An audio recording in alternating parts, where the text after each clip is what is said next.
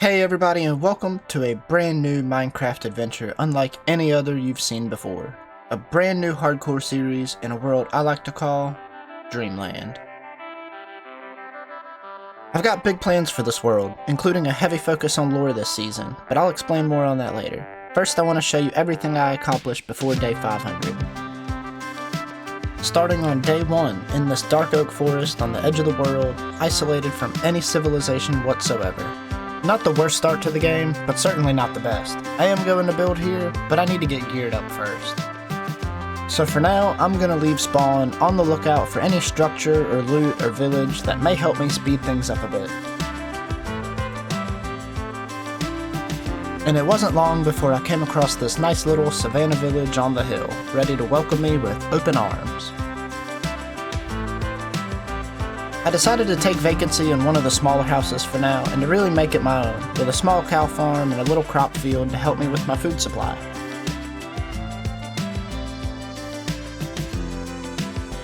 The villagers were rightfully cautious at first, but eventually they opened up to me and even let me make a few trades to get some emeralds in my pocket.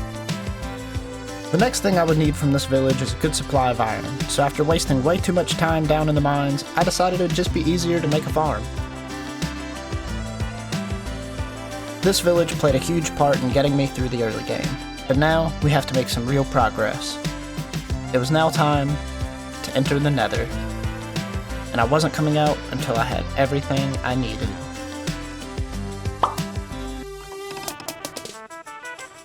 After dodging fireball after fireball, I decided to bring that fire back to spawn because I was ready to start building.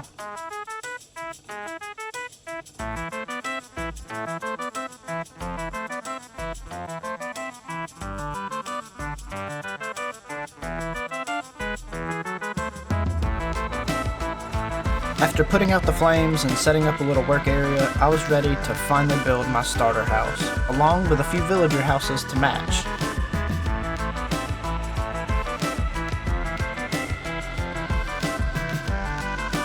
My plans for spawn are to build a huge fantasy mushroom kingdom, and then under that kingdom will be all the storage and farms you could ever even imagine.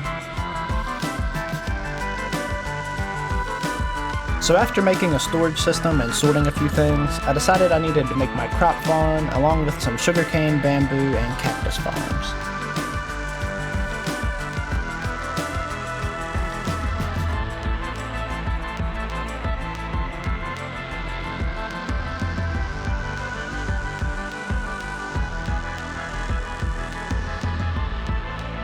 All that I really had left to do was to move a few villagers in their brand new homes and call it a day.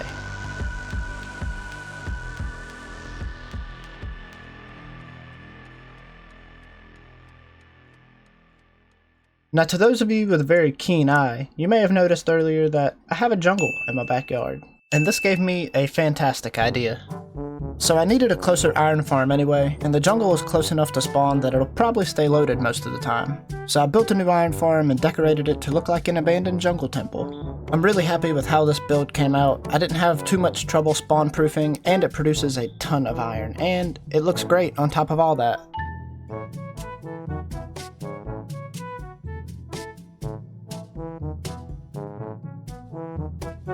While mining under spawn, I found a zombie dungeon. It's a slow source of XP, but at least I could trade the rotten flesh for emeralds when we get back to the kingdom.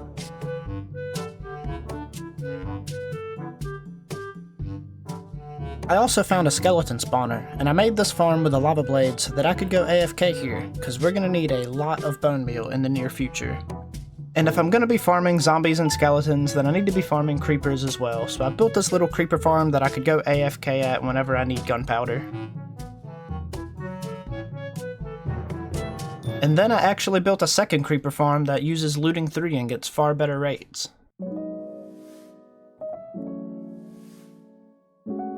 After farming mobs for a good bit, I needed to get back into the groove of building, so I spent some time bringing a little life to the underground part of this village. I mostly just decorated the area around my storage system, but I also added a few smaller rooms to the sides of this build for unique storage items like glass, concrete, redstone, and stuff from the ocean.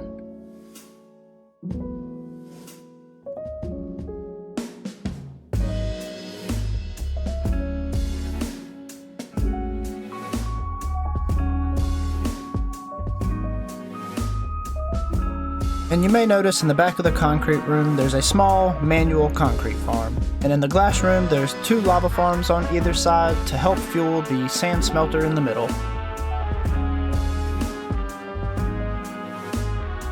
And you may have noticed that these rooms aren't completely decorated yet. I wanted to get everything mapped out and built before I started decorating the walls, floor, and ceiling. So we still have a lot of work to do. And in the back of the ocean room, I have a very productive sea pickle farm and an even more productive kelp farm.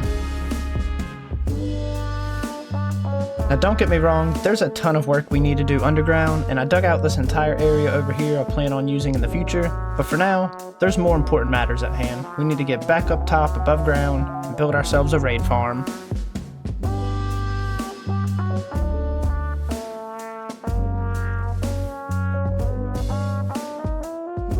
Now I may have went a little bit overboard with the farms in this episode, because the very next thing I built was a automatic tree farm with the first TNT duper I've ever built. I'm kind of proud of this thing.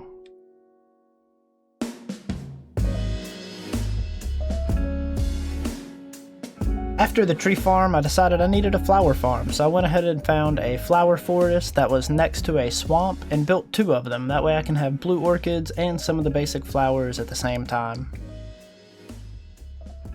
I honestly couldn't have gotten any luckier with the location of this swamp and this flower forest, and it's in a beautiful valley between some mountains that I cannot wait to build something in.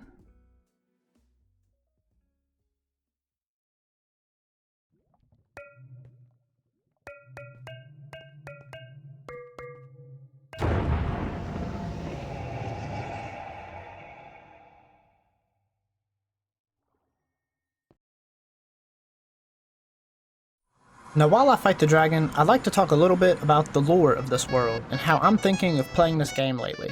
Or should I say, how I want you, the viewer, to play this game. You see, I'm building a sort of adventure map, like a board game you can play.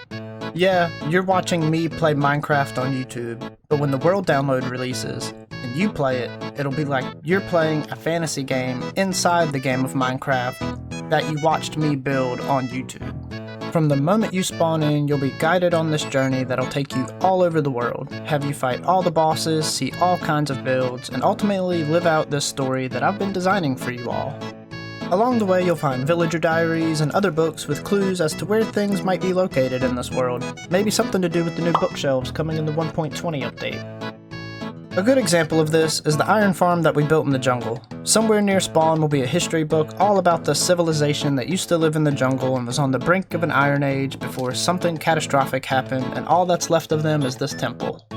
This book will have a little story of the people who used to live here and the civilization that used to thrive at this temple. But most importantly, it'll have a clue as to where to find this temple. Maybe it tells you of a secret trail, or maybe it gives you chords, or maybe I just give you a direction. But all these books are going to have some kind of clue to lead you in the direction of whatever the location being talked about is. There will be books littered all over this world describing some location with some build that I've installed into the story somehow. And it's your job to find all the books and to suss out where they lead you and what you need to do when you get there. You may fight a boss, you may find a loot chest, you may fall right into a trap. It's all up to you and your adventures in Dreamland. Now with all that finally out of the way, let's go ahead and kill this dragon already.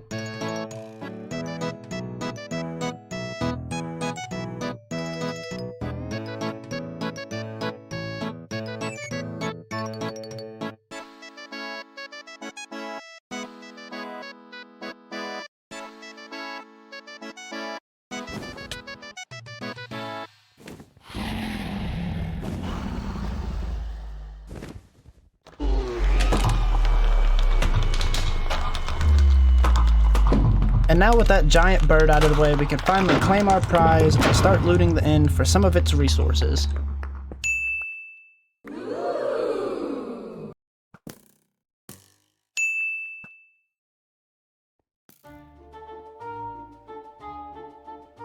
And after a little bit of bridging, I've got my first inn city not too far away from the inn gateway, and now we just have to loot the entire thing.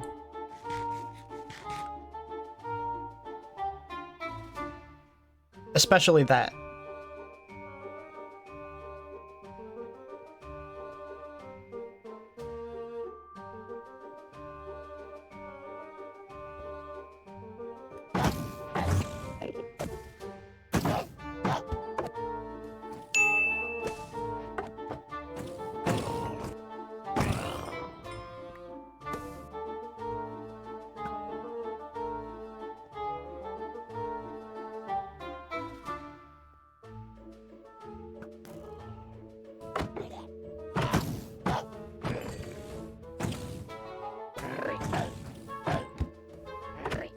And after fighting my way all the way to the end ship, it was finally time to get my elytra.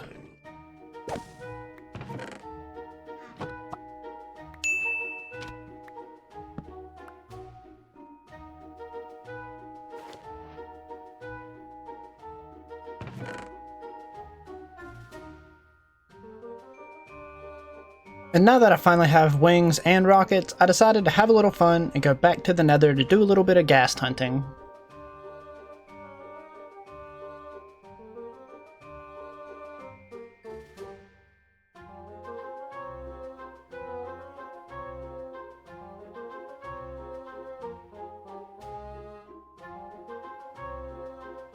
But my fun wouldn't last very long because there's one farm I've never built before that I definitely want to build this season, and I'm going to go ahead and get it out of the way right now.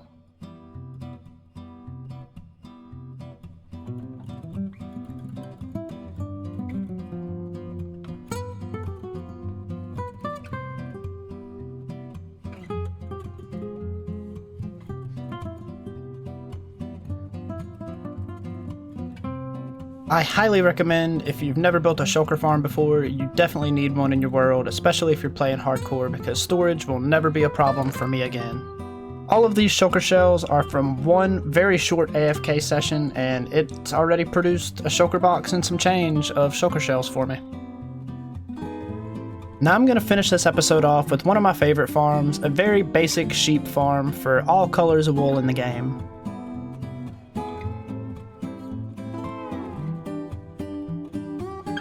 I'm going to cover those sheep up in a nice barn, decorate it a little bit, and wrap this episode up with a little cinematic view of this. I'll try to leave a link to all the farms in this video in the description, but no promises, there were a lot of them. And I just want to thank everybody for watching. This was a long first episode with a lot of progress. Episode 2 already in the works as well. Shouldn't be as insane, but we'll see when we get there. Thanks for watching, everybody.